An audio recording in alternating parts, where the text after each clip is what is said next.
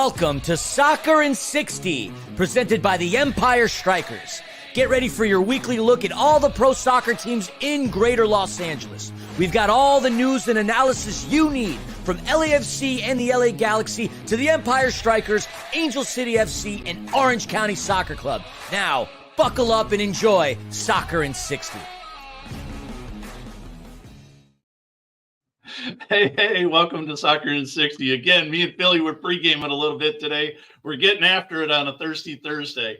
Hey, guys, we've got a heck of a show for you. You know, since the last time we hung out together, you know, LAFC, LA Galaxy, and Angel City all had a couple of games. So we're going to get after that. Two games. Woohoo! And then we got a great interview. Philly caught up with Miguel Ponce yesterday, so that's going to be on tap for us today. And then with Orange County, you know, it felt a little like Oprah went to the Orange County game. You get a brace. You get a brace. Everybody gets a brace. Everybody that scores gets a couple of markers. And then we're going to get after it. There's a bunch of extra special footy tournaments going on right now, including the Copa America that starts here in about 56 minutes. Philly, how we doing today, baby? We're doing all right. We've got a Gordon Gekko, Michael Douglas reference last week. We've got Oprah this week. I can't wait to hear what's going to happen next week. Tim, I'm good. Soccer fans, hello. Greeting all the supporters out there. Hello, new listeners. Happy hour is back, now in session. Let's kick back, relax, grab that drink and that snack. Getting down to business is what we're going to do. What's that business? The business of soccer. If you love this sport, you got to be loving life. I know I am. So much going on. Tim alluded to it. Copa America starts today with Canada and Argentina. The Euros are going on. Plenty of Major League Soccer action. Like me, and I'm sure many of you are like me is what I'm getting at. I eat, sleep, breathe, rinse, recycle, repeat when it comes to this wonderful game. And looking forward to being here and having another great show with you, Tim. Awesome. And everybody that's catching us on Spotify, on iHeartRadio, on Apple Podcasts, wherever you get your podcasts, you're streaming us, hanging out on YouTube with us. Great to have you along. And it's going to be a barn burner of a show, right? Let's get after it. What are we going on with LAFC, man? Since we last talked, they've had a couple of games and they've been kicking some tail, man. They've been doing great. Kicking some dairy air. Yes, 2 games. We all have a lot of stuff to cover. I got 2 games to cover. You got 2 games to cover. Panda's going to come on to cover 2 Angel City games. Let's get at it. There was a 2-week break since LAFC last played. Their last matchup was against Dallas at home at BMO on June the 1st, where they won 1-0. We already alluded to what happened in the 2-week break. Nothing other than the fact that LAFC sent a couple players out on international duty. We've already touched upon that. No need to go back into that again. Orlando City. And it's funny that we're talking about Orlando City because we're going to be talking about Kaká, where that was a team he retired back in 2017. More on the Game of Legends later. But Orlando City, not necessarily a very competitive team in the Eastern Conference this season. A team that has gone, 4-7-5. But here's the interesting thing about this team. At home, 1-4-3. Not a very good home team, which goes beyond conventional thinking and wisdom. It's so much harder to play on the road in any sport. Orlando seems to make it harder to play at home, 1-4-3. Their last 5, not great. 1 win, 2 draws, 2 losses. So let's get into things. LAFC comes in having won 5 consecutive matches in MLS play without allowing a goal. Had they shut out Orlando SC this past Saturday, LAFC would have been the first team in MLS history to win 6 straight games without allowing a goal. Newsflash and spoiler alert, that would not happen. Saturday's game was the first time that LAFC and Orlando met over the course of this season, and only the 4th time that these two have collided with each other since 2018. LAFC having not really the lion's share, but having a 2-0-1 record against the purple of Orlando City. Let's get into things. As George Michael once said on the Sports Machine, the broadcaster, not the singer. Let's roll off and talk about what happened, but we don't have any videotapes, so never mind. Hit the big button, Philly. Yeah, exactly. Hit the big button. So I'm going to talk about the big moments that came up in both of LAFC's matches. I'm going to spare you all the details about useless things that don't matter. In the 18th minute of this game, Nothing transpired, but there was a great cross in the box connecting with Kai Kamara, whose header just sailed to the left of the post. I wanted Kai Kamara so badly to tie Landon Donovan's records there, but more on that later. In the 32nd minute, this is where things got a little hectic for LAFC. There was a penalty in the box as Facundo Torres gets fouled by Edward Atuesta. Facundo Torres, by the way, not making the Uruguay national team is crazy. Denny's complaining to the ref. Everybody's complaining to the ref. Either way you slice or dice it, you've got Facundo Torres, who, forget about it, Facundo absolutely sails it, just as they were showing the trajectory of his 6 previous successful penalty kicks. That could have been a make-or-break scenario for Orlando. Needless to say, no goal happened there, much to the delight of LAFC. In the 44th minute, this is where the scoring line starts to open. Denny makes a hell of a run towards the box. I'm so excited, I'm fumbling over my words. He from the midfield, he sliced and diced through Araujo and Jansen. And Denny is just, I don't know if he's that good or Orlando's defenders were just really lazy, but he cut them up like a hot knife going through butter. He successfully attracts a foul in the box, and nobody does it better than Denny Bouanga. He converts for his 11th goal of the season, goes rightish to the middle. And now he's a perfect 5 for 5 on PKs, and he's a perfect, I forget the number, but he's not missed or been stuffed from 12 yards out. LAFC goes into the locker room up 1-0. 68th minute, Orlando gets the equalizer, breaking that shutdown streak by LAFC.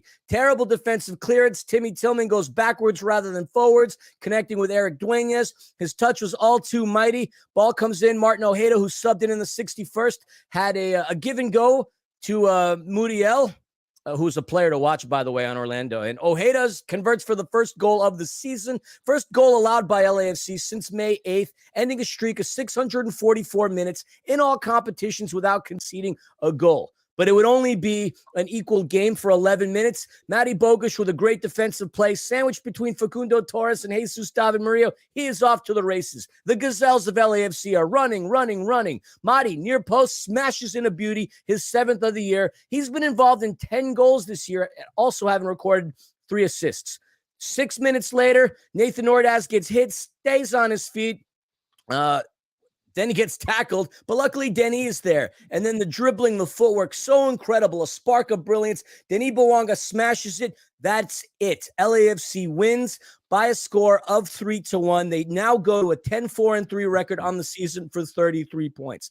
That was the weekend game. Steve Cherundolo mentioned winning is contagious. Winning is important. Winning away from home is a lot of fun, and he isn't wrong. LAFC now extends their winning streak to 8 games in all competitions. Let's get into the game that just took place this past Wednesday in Austin. Texas has not been very friendly to LAFC, whether it be FC Dallas, the Houston Dynamo, you name the team, it just hasn't been great for LAFC. And it honestly hasn't been great for Austin either since LAFC beat them in the Western Conference Finals back in 2022. Let's get right into the game itself. 19 minutes, we would see a goal scored by Yader Obrian, capitalizing on an LAFC mistake. Sebastian Driussi bodies Edward Atuesta off of the ball. And by the way, how could that not have been a foul? And that enables Obrian to make a run. He fires it from the outside of the box past Hugo Lloris. Home team is up 1-0. Not great. Let's roll into the halftime. The score is 1-1. Austin played a much better game than LAFC. Austin as well, a much better team at home than they are on the road. Sebastian Driussi, their talisman, he had a groin injury, which he was not able to feature in the game against RSL, hence why Austin got their butts kicked. Game changes when Ilie Sanchez subs in for Eric Dueñas to start the second half. We are going to fast forward much further on. There was a lot of back and forth, far more yellow cards than we would see shots on goal. Now, in the 88th minute, a series and a sequence of corners for LAFC. But finally, in the 90th minute, Kai Kamara absolutely dunks on his defender, getting a great pass in from Matty Bogusz. Kai's first regular season goal in Major League Soccer, second in all competitions this season.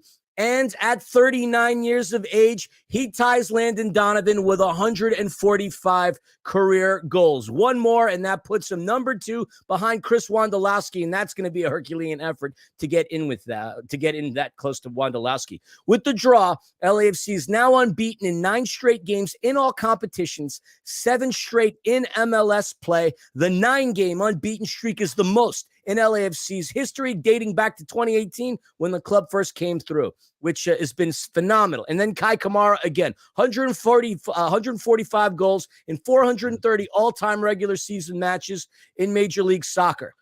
LAFC going on the road, LAFC collecting points on the road, which in this league, not very easy.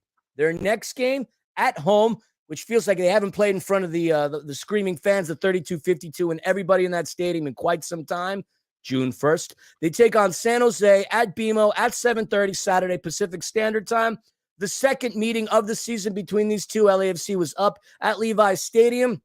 They lost to San Jose there, and they are going to look to take some revenge. A lot of people have referred to San Jose in the past as the Smurfs. Well, LAFC is Gargamel. San Jose is the Smurfs. Gargamel's going to be making Smurfs stew out of the earthquakes come Saturday. Let's go. And that is your LAFC wrap-up.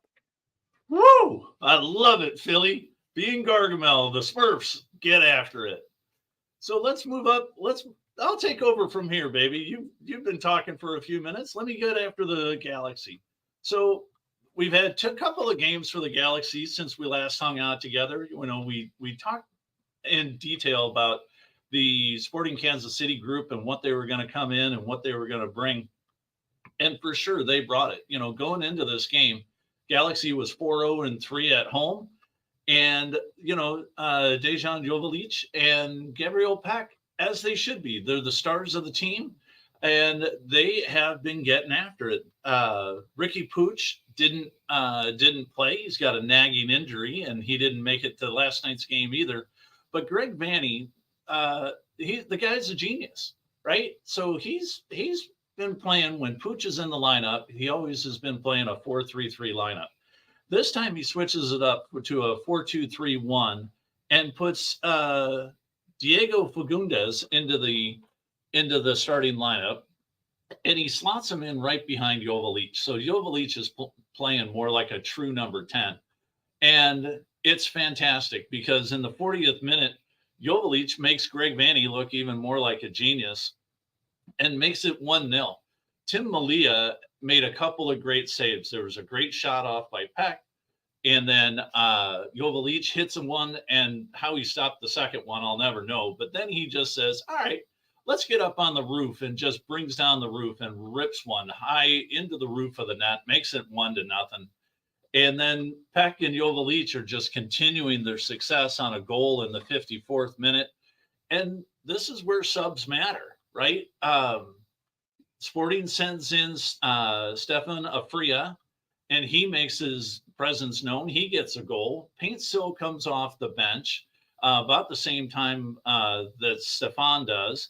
And after coming back from an injury just 10 minutes into the game, gets into the action, and Yamane hits Peck with a deep ball, 50-yarder, over the top, and hits Paintsill, and he hits Peck. Peck puts this ball across, and Joseph just buries this thing. So about 10 minutes later, some back and forth, Sporting KC gets another goal, making this game interesting. And the next thing you know, Miguel Berry comes on for Jovalic. Well, it's just like Peck has got, Jovalic in the front, because in stoppage time, Peck puts a beauty of a cross right over the front of the goal mouth. It eludes 4 different people, including Tim Malia. And Miguel Berry comes sliding in like he's going into second base, but he hits the ball, buries it, 4-2, and the Galaxy win. Heck of a game on Saturday night, just making sure that everybody has got this thing dialed in. So, sorry, it's me, Leah. Sorry, Tim. We'll get. I'm getting used to your name, and with the name like Tim, at least I can pronounce that one. So then on Wednesday, Pooch is still out, and so Vanny does the same thing that he did. Now he puts Paintsill into the starting 11 against New York City FC. but he's got this same 4-2-3-1 lineup. He's got this thing dialed in. And once again, the stars shine as Joveljic gets a goal and an assist. The goal in this game to put the team up 1-0 is Joveljic's 11th goal of the season, moves him into the top 10 all time in LA Galaxy history with this 30th marker with the team. It's great. And then a little later on in the game, Peck makes a brilliant steal at the top of the New York City FC 18 and drives the shot. It's deflected by the defense. But you know who it falls to? Falls to the feet of Joveljic. And this is his marker. He smoothly puts the ball into the back of the net. Again, the 11th of the year. And Matt Freese, he can't do anything about it. He's frozen in time. He's like this. He just doesn't move. And Joveljic just buries the thing. It was brilliant.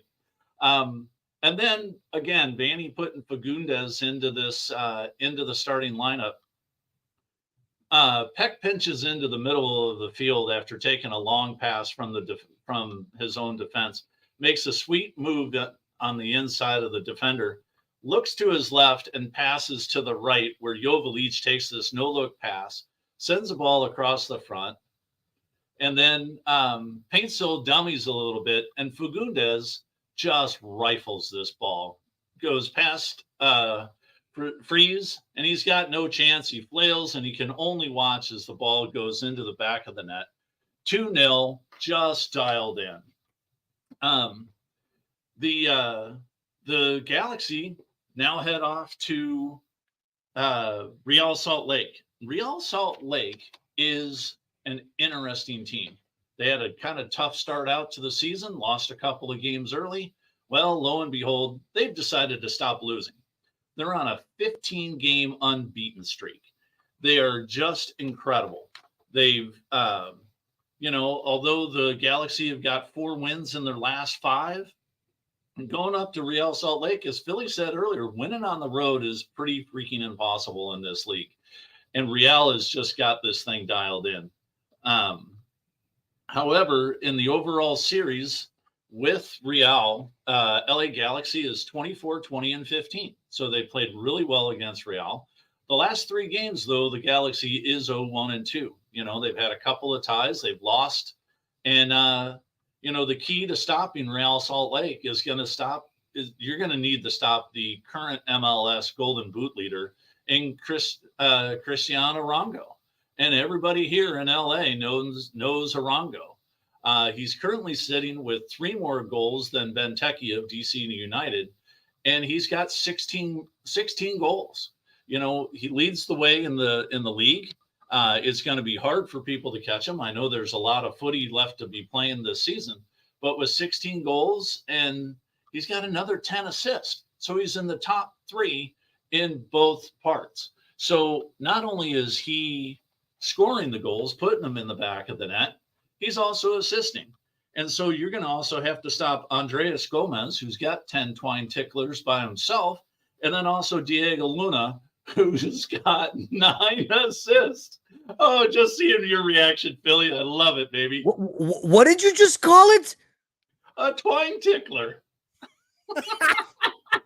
Bravo, twine tickler. That just...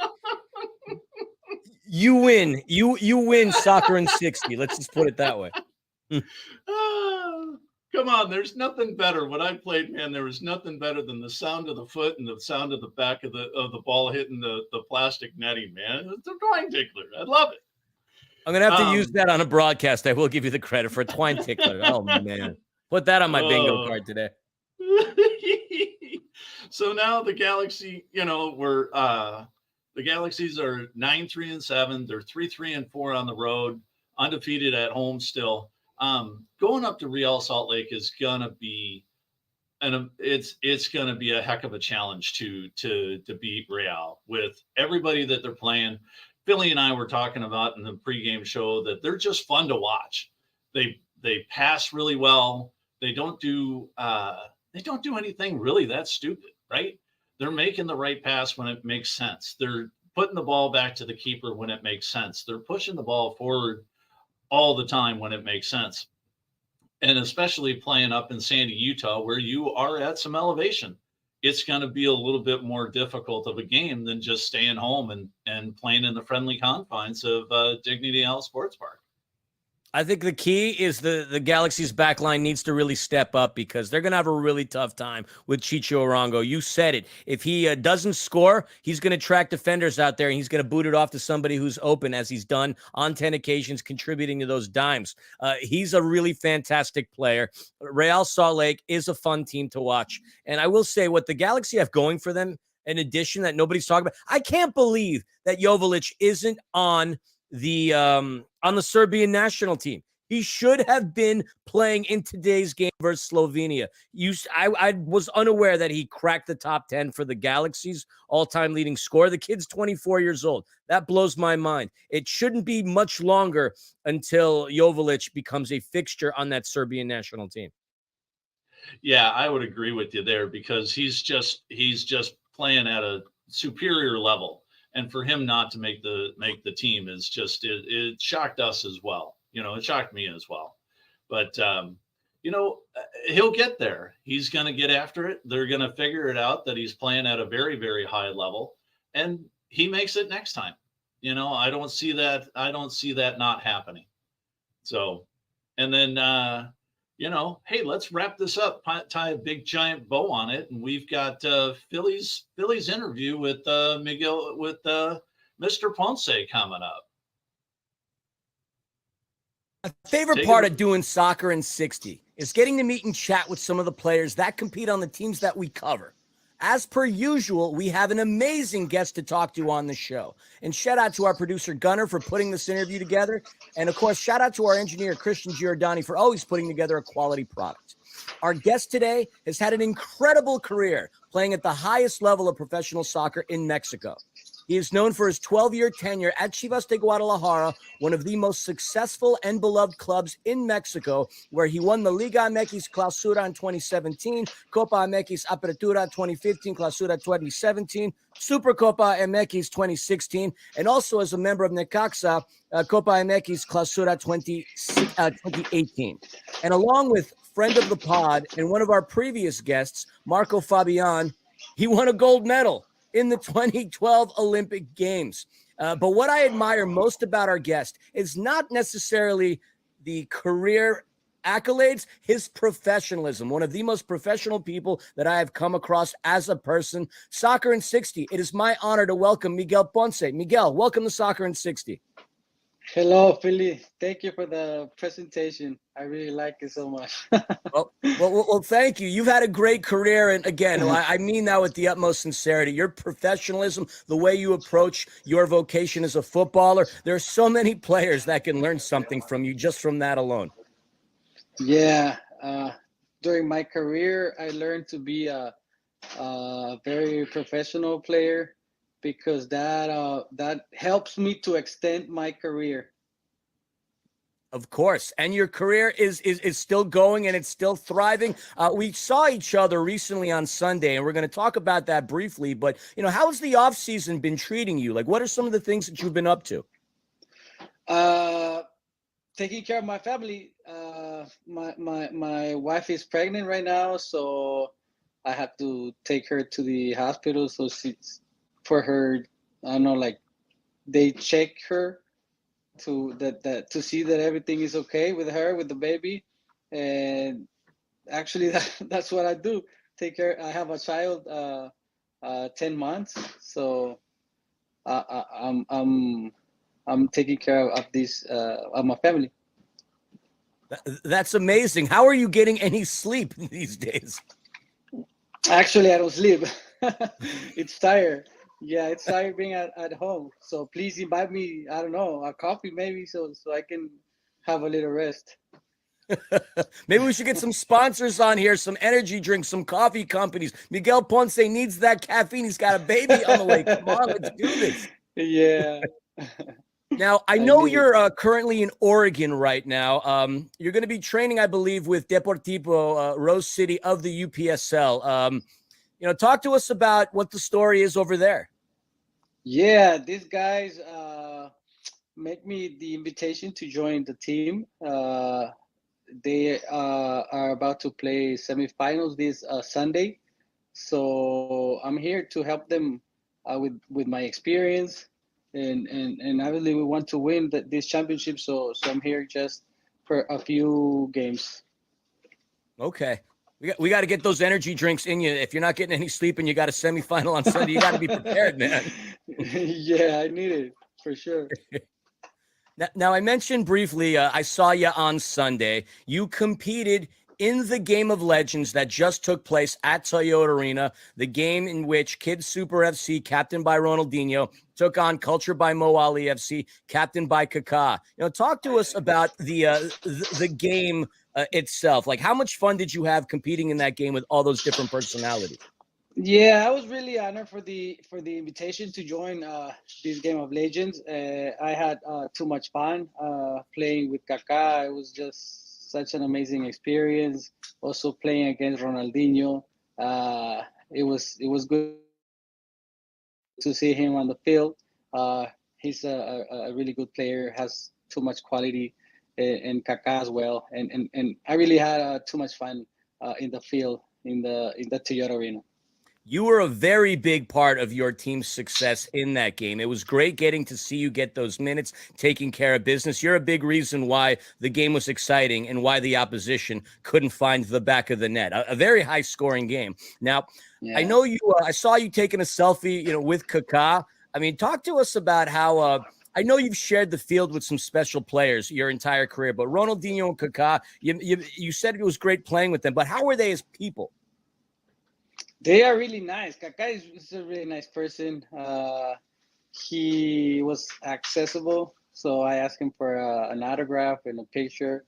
I really don't like to bother the players by asking pictures and autographs, but this was a special occasion. These legends you don't see them really often, so I had the opportunity to take my picture. Of course. Did you get to connect with any of the other participants, Sasha Vujicic or anybody else? Yeah, Juninho, Juan Pablo, these guys that they speak Spanish. That's why it was easy for me connecting with these guys. So, so I know these guys. The other guy. This lady from Mexico, this influencer Mercedes as well. Club de Cuervos. Club de Cuervos. She's the competition for the People's League, but we connect with some of them. Yeah. That was fun. Did anybody other, of course, than Ronaldinho and Kaká, did anybody else's skill level surprise you? Like, is there anybody who stood out in your opinion as a pretty good footballer? These ladies really play good. I mean, to be honest, I didn't know many of the influencers, but these guys, these ladies play really good football. The ladies from Kids Super team, they were really good. I don't know where they play, but they were really good. Lauren Sesselman, you mentioned, you're obviously an Olympic gold medalist. Lauren Sesselman, she was wearing number 4 on Kids Super. She won a bronze medal for Team Canada in soccer in the Olympics. Not sure if you knew that, but yeah, she was one of those players. Now, obviously, like who are some of the other big names that you've played? This is outside of the Game of Legends, of course. Talk to us about some of the big names that you've ever played with or against, or somebody that you've really enjoyed competing against during your time at Chivas de Guadalajara, or even across the international stage playing for Mexico. We had the opportunity to play against Real Madrid. I used to play against Cristiano Ronaldo, Benzema, Marcelo, all these stars from Real Madrid. Kaká as well. He was playing for the Madrid at that time. Del Piero, he was playing for Juventus.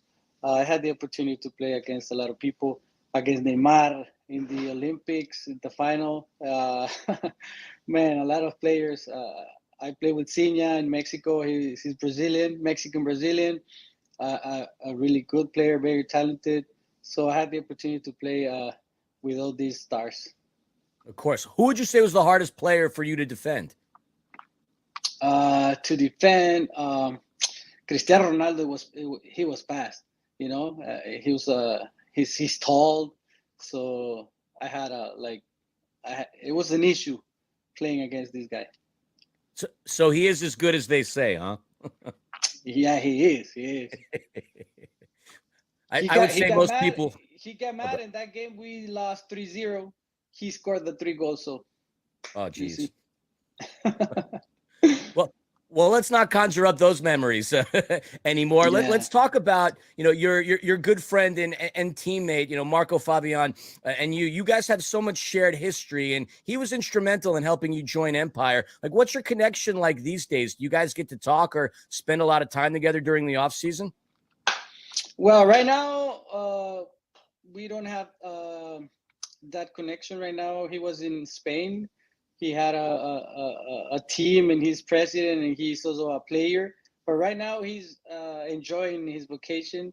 So he's in Mexico City. But maybe in July we can see each other because we have some going on. So maybe we can. So I can see him this July. One thing I wanted to ask you, and I know you've got plenty of things to do today. The last thing you want to do is hang out with me all afternoon, and I totally get it. One thing that impressed me most, and of course, we're calling the games in the broadcasting booth. Like I always remember seeing you and Marco staying behind for a lot of autographs and selfies after Strykers games. Like, talk to us about your connection to the fans and why you feel it's important to interact with them. Yeah, these people remember me playing for Chivas and Marco as well. So they go to the arena to see me play, to see Marco play, and to have an autograph or a picture.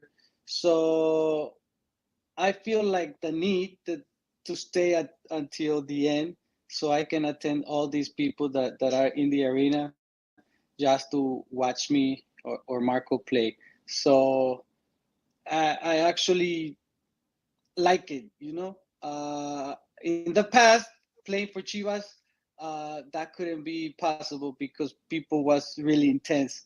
But right now it's different. People is friendly, so you can talk with them. So they are nice to you. So that's why I stay at the end and I talk with them. I have a chat. And I also give them a picture and an autograph. They stay happy, and I'm happy. They get what they want, and I also feel good because I make them happy. This just all ties back into what I said at the top of the interview. Like, your professionalism is what really stands out to me the most. So I just wanted to say, thank you, for that. I know you got stuff to do. Good luck to you this weekend with Deportivo Rose City of the UPSL. Hope you all make it and win what you got to win. And I hope our paths cross. Miguel, it was an honor and a privilege, and I look forward to seeing you soon. Philly, thank you very much for this interview, and I hope to see you soon. Thank you. All right. Have a good one, Miguel. Good luck. Dude, what a good guy. Miguel's great. I mean, you said it, the professionalism from stem to stern, the entire interview. It was great. And it was fun to hear him say, oh yeah, I wanted a picture in a autograph of Kaká. Here's a guy that's won a gold medal, has represented Mexico who knows how many times, and he goes up and he goes, hey Kaká, I want an autograph. And Kaká's like, yeah, cool. We're all fans of this game. I mean, just the same way people line up to chat with him. I mean, he's got over 300 professional career games playing in Liga MX. He's hoisted trophies with Chivas. You said it, the gold medal at the Olympics, and he's still such a humble person and a very professional person as well. So gonna have to keep an eye out on the UPSL this weekend just to see how he does. Yeah, I think that's got to be something that we all got to check it out, and figure out how to take a look at that, get it on streamed or something, and watch that game. So perfect. Well, so hopping over from Miguel, let's hop over to Angel City. We have our favorite Amanda the Panda, and here she comes. Yay, Panda! Hey guys, what's going on? So good to see you in this fashion. So kind of great that we didn't have to do a little tag on into this thing today. So anyways, yeah. Yeah, much like Yeah. the other games that you guys have recapped, Angel City also had 2 games this past week. They squeaked one in on us last night, less than 24 hours ago, even. So let's just dive right into these because there's not a lot to highlight in one and a whole lot to highlight in the other. Now, June 15th, Angel City did travel to Houston, and they did come away with a point, earning a draw against the Dash. That would make this the team's 3rd shutout of the season. Now, like I said, not a whole lot to highlight here other than the fact that Angel City should have taken all 3 points, but unfortunately, a saved PK shot by Emsley and a ball that just would not cross the line in stoppage time is going to keep this game scoreless. And thankfully, we did not get a repeat of the last matchup between these two when we saw former ACFC defender Paige Nielsen net the game winner in the 98th minute. Now, with 13 minutes of stoppage time in this game, that's right, 13 extra minutes, we were all definitely holding our breath because sometimes it has not fared too well for Angel City in stoppage time. But they did earn a point on the road. It was hot in Houston, but they definitely grinded it out. And I think they were very happy with their performance. Now, a performance that we can definitely all be proud of is the one that happened last night. Angel City was going to be back at home, taking on Racing Louisville, celebrating Juneteenth. So had a lot of great performances last night, a lot of really fun things, to highlight as well. But, this game was great. It ended up being a victory to Angel City 3-2 on home turf, and it's packed full of action. And after dominating possession throughout the early part of the game, ACFC opened the scoring in the 17th minute. We saw defender Madison Curry. She plays a beautiful through ball under the feet of the Louisville defense and into the 6-yard box for rookie Kennedy Fuller, who one-timed it into the back of the net. This would make this Fuller's first professional goal, and this made her only the 3rd youngest player to score in the NWSL, and it was also Curry's first professional assist. So shout out to you guys. You both have had both of them on this show, so maybe that's some good luck. So let's just keep bringing those players on. Now, Angel City doubled their lead in the 32nd minute following a free kick from defender Merritt Mathias. She sent the ball to the edge of the 6-yard box where she found the foot of Rocky Rodriguez. She's able to settle the ball and unleash a left-footed strike that went right past the goalkeeper. And then in the 41st minute, we're going to see Louisville pull one back on a penalty kick. Now, after ACFC defender Megan Reed was given a caution card or yellow card for a foul in the box, midfielder Taylor Flint, she's going to step up to the spot and send her attempt past Herachich to bring the score 2-1. To be fair, we did boo pretty hard at this point because we just couldn't see it because they wouldn't show the replay, but Reed definitely did step on her foot, but I can tell you the boos felt pretty good from all of us. I think we all needed to just get it out. Now, Angel City, they doubled their lead in the 32nd minute following a free kick from Oh, I'm so sorry. I have just reset everything. I think I was so excited about that free kick. What we're going to say is Racing Louisville, they're going to come out swinging after the break. They had a flurry of chances in the early minutes of the half, and they continued to keep Angel City kind of pinned in their defensive third, but they did finally break through with an equalizer in the 64th minute. We saw forward Emma Sears send a cross from the left side into the 18-yard box where they see defender Carson Pickett. She settled the ball, sent it into the back of the net. We're at a tie ball game, folks, and I told you it was packed full of action, and it's only going to get more exciting because we are going to see the game winner come in the 85th minute when Thompson threads an impressive one-touch ball in for Sydney LaRue. She took a touch, bursted her little jets on, and ran into the 18, placed a driven shot inside the far post and past a diving Lund. LaRue would net her 45th. I said that 45th career goal, tying her with Kansas City midfielder Dabinia for 9th most all time in the NWSL. She was pretty excited about that. We've got the first goal and the 45th goal for somebody in this game. That just tells you, how many different types of players we have on our team. Now, there's going to be a lot of action at the end of this game, and we're definitely holding our breath again because stoppage time is not always our friend, but I have to tell you, Didi Herachich stood on our head. She made a couple impressive saves that kept the ball out of the net. claiming all 3 points for Angel City. You just saw the relief on their face getting this win at home, and boy, was it one to celebrate. If you look at the stats, we had a great game, and what this game did, as well as the one before with Houston, those 4 points in the last week, they put us in 9th place, which is actually only one slot below where the playoff line is, and it still ties us with Louisville, who's right above us. It's just goal differential. So, we are still very, very much in this race.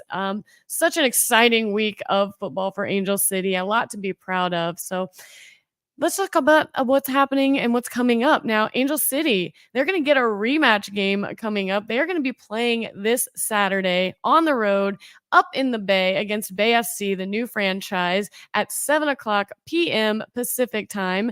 Now, if you guys remember, Bay FC defeated Angel City in their inaugural match on Angel City's home turf, 1-0 back on March 17th. So I really expect Angel City to show up ready to avenge that loss. And honestly, Angel City has been fire on the road. They have not lost that many games. They've only lost 3 of their last 13 regular season road matches dating back to mid-June last year. So they have been a force to be reckoned with on the road. And you can't always say that about teams. A lot of times the road is the one that's much harder, more struggle. So kind of interesting to see where this is going to go. But a lot of really exciting games, a lot of action. And I think you kind of are seeing Angel City really finding their form. A lot of these rookies are stepping up, and a lot of people that have been injured are finding their feet. We did see Sarah Gordon return back into the lineup, and boy, was she missed. Seeing her and Madison Curry together on that back line, I mean, they are definitely 2 defenders that people need to keep their eyes on, and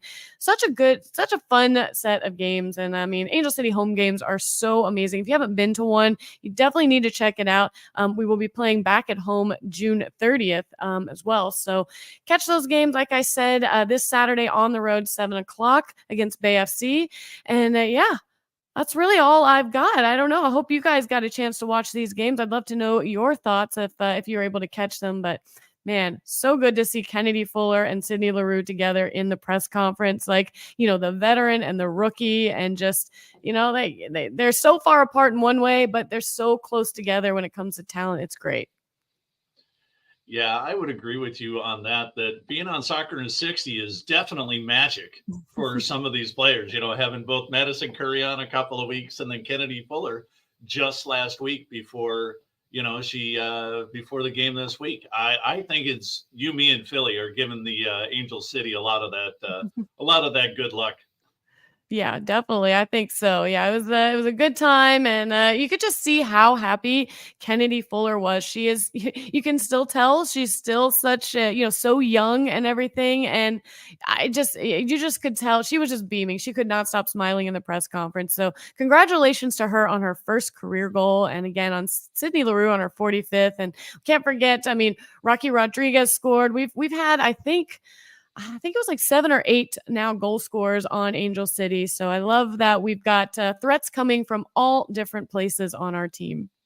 Going from your prompt to the pitch, that's amazing. At 17 years of age, I barely knew how to tie my own shoes. Kennedy Fuller is just awesome. Yeah. All right, and then there's a watch party this weekend for the Bay FC game up at Common Space Brewery, right? Up at 3411 West El Segundo Boulevard in Hawthorne. Yes. So it's always fun to go to these watch parties. A lot of fun giveaways, a lot of just interacting with fans. It's always fun to watch it with friends. So make your way out there.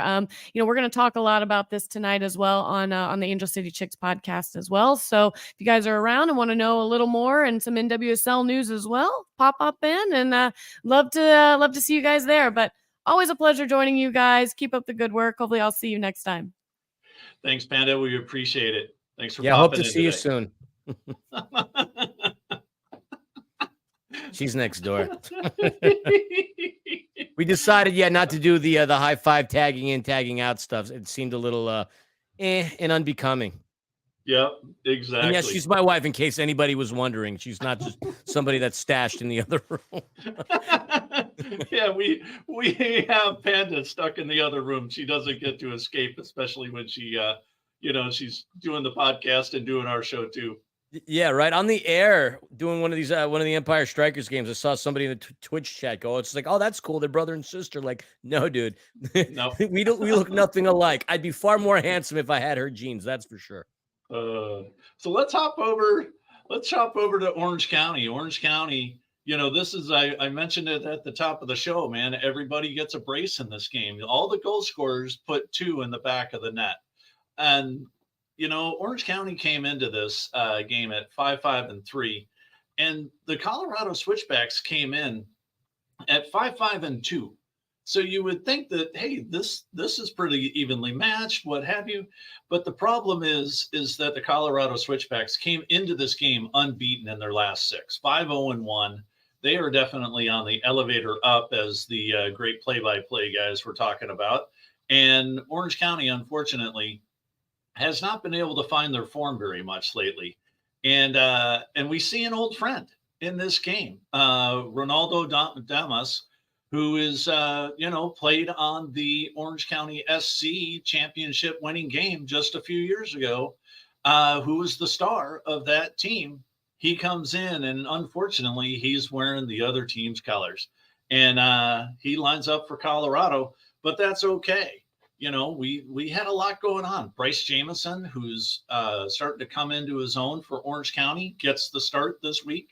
Thomas Amon, unfortunately, doesn't make the trip. And Orange County has been hit with the injury bug. The team got a couple of people back this game. But Brian Olowski is leading that team. Bryce Jamison is starting to come into his own. And we see Owen Lamb make his 100th appearance in a USL championship game. So he's only about the 6th person to make that mark. And so a big, giant, historic day for Owen Lamb playing on the back line for Orange County. 19th minute, Orange County allows Yosuke Hanya to dribble 50 yards. He's barely attacked. Hanya only makes one real move on a guy. And then with nobody within about 5 yards of him, Hanya just decides to rip one. And boy, does he. He puts the laces through it, and he drives the ball from about 25 yards away. And starting goalkeeper Colin Shuttler, he just can't get to it. It's perfectly placed. It's in the top 90, and it's 1-0, and we're less than 20 minutes in. Hanya, remember that name, because we're going to get back to him in a few minutes. Go to the halftime, 1-0. There was some good action. They were playing strong. Orange County was starting to stifle a little bit on defense after the Hanya goal. And then 48th minute, we mentioned it at the top, Bryce Jamison, he gets a deflection off of a very long throw in. And Orange County has got a couple of guys that can really throw the ball in. It's almost like a corner kick. It's great to be able to see it. Off a long throw in, the ball's deflected down. And Jamison chests this ball to himself, and he just rifles it. Left-footed, far post. Goalkeeper has no chance, and rock and roll. It's 48 minutes, and it's 1-1. And then after a strong buildup, and this is another thing, we talked about this last week. There were 16 consecutive passes on a goal against Orange County last week. On Bryce Jamison's second goal, Orange County put together 15 consecutive passes. Colorado could not get to the ball, and he gets his brace. It's beautiful. Assis Chada bravely heads a ball on a cross, and he's going to get wiped out. Chada knows he's going to get buried, and he heads this ball straight across the 6-yard box, and from about 7 yards out, Jamison just buries it. Goalkeeper doesn't make it to it, and it's 2-1 Orange County. Unfortunately, that's about all we get out of Orange County from the offensive zone. We make it. The Orange County makes a few strong efforts, gets some goal, gets some shots on goal, but Malik Foster replies literally right after the kickoff. There's about 6 or 7 really crisp passes between Colorado, and Malik buries it. Less than a minute later, it's about 55 seconds, and it's 2-2. Colorado regains that momentum, and then it's pretty even for the next, 15, 20 minutes. But the switchbacks get possession on the right side and a cross that can't be cleared by Orange County. It's a difficult cross. The defense makes a lunging poke at it. And here comes Hanya again. He collects the ball at the top of the 18 and rockets a left footer. Second goal. Colorado's up 3-2. And Orange County's kind of on their heels at this point. They're not quite sure what they've got going on. And just 4 minutes later, you give up one goal, you got to be ready to get back right on it. And just 4 minutes later, after very strong possession by Colorado in the Orange County defensive third, Malik Foster completes his brace from 23 yards out, going low to Shuttler's left to make it 4-2. Just a really strong effort by Colorado in this game. And Orange County was just trying their guts out, but they just couldn't get it.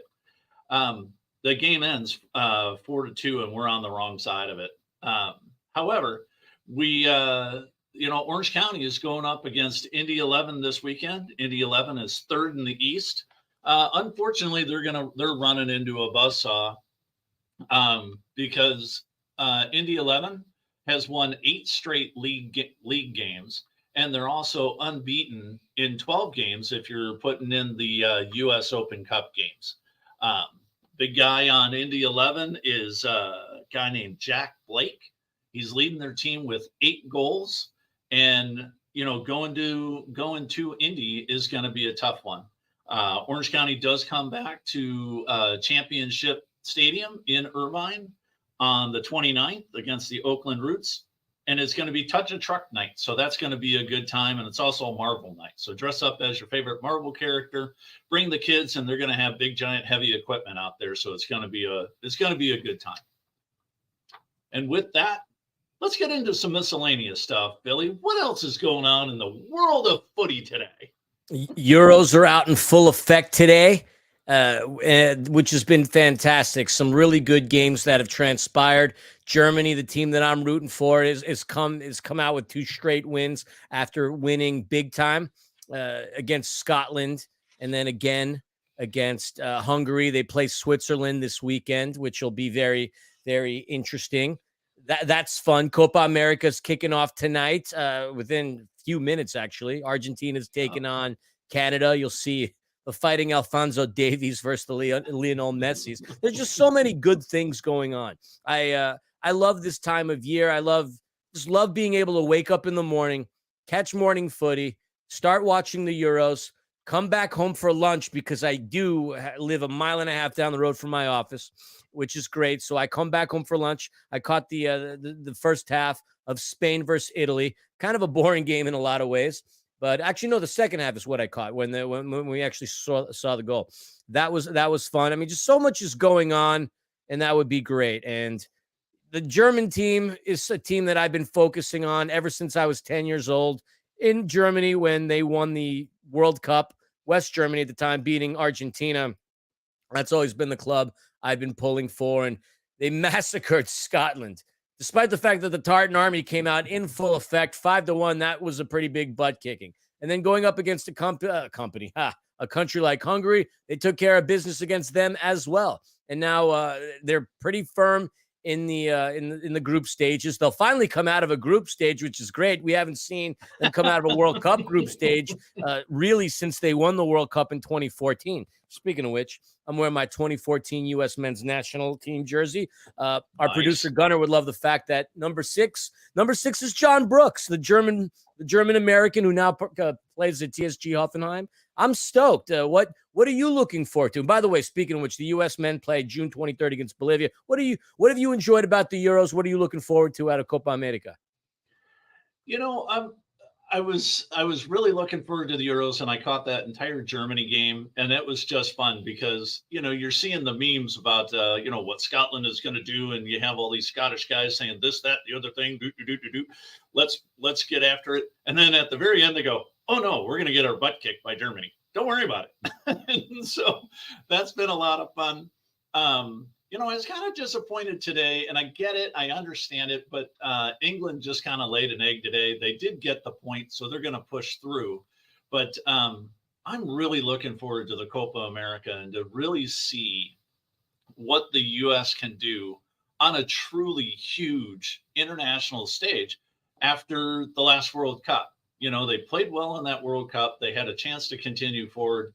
But seeing them come up against the likes of Argentina, against some of these Bolivia, against a lot of these other teams, it's really going to put them to the test. And then we're really going to see what they're made of. To have Pulisic leading the team this time out, I'm just excited. I've got my new Pulisic AC Milan jersey. I've got my US jersey coming in. The mail is supposed to be here tomorrow. I'm ready to go. I'm stoked. It's going to be great. We're going to go to a watch party here local in Orange County, and it's going to be fun. We're going to get after it pretty good this weekend. Yeah, it'll be good. I will be in Savannah, Georgia. I'll be when the game against Bolivia takes place.